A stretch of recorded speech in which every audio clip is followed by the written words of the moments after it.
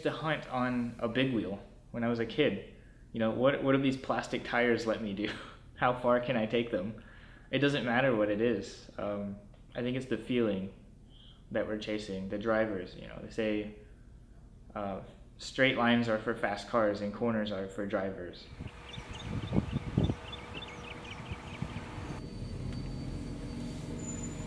Good morning, Michael. Hey Jim, how you doing? How you doing today? Good. Here for some karting. I don't think the need for speed is something that's necessarily for everybody. I mean, I think a lot of people enjoy it. Certain people can't not have it. And it's part of the wiring of those people. They're just wired to like and chase that feeling. It's something that you can't turn off and it doesn't really ever go away. I know people who have raced most of their lives and retired and they have a family.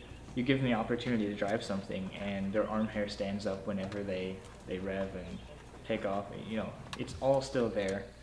And I think just some people are wired for that. They want that, you know?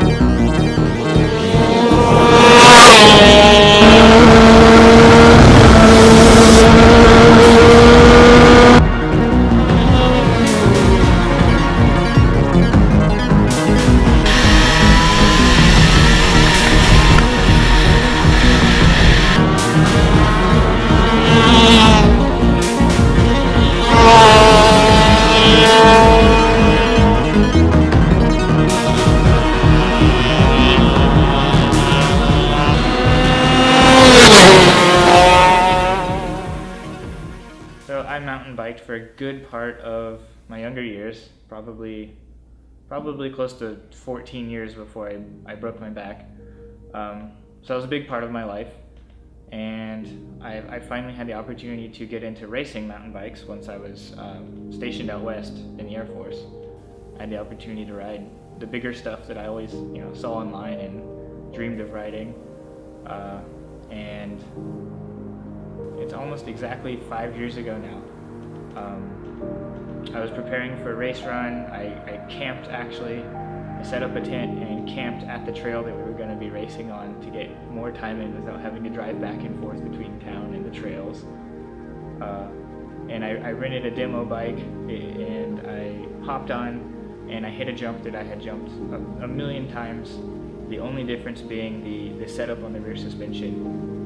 The rebound was too fast, which ended up throwing me over the handlebars forward on a huge gap jump. So I pretty much hit the earth head first, like 25 feet from the lip of where I took off, and just kind of crunched, which isn't great for your back.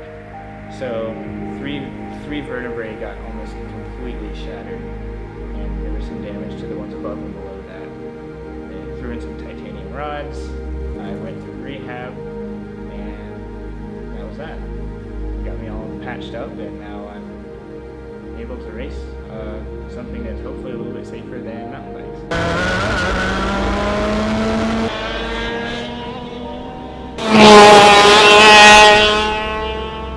Atlanta Motorsports Park is probably the biggest support family for me right now. Just all the services and the people who help make it possible. My dad is a big part of me racing. He's big in support. I think we're gonna need 2 garages at some point. I think you'll be fine. There it goes. Sweet, it's on. The goal is for my dad and I to get into racing more together.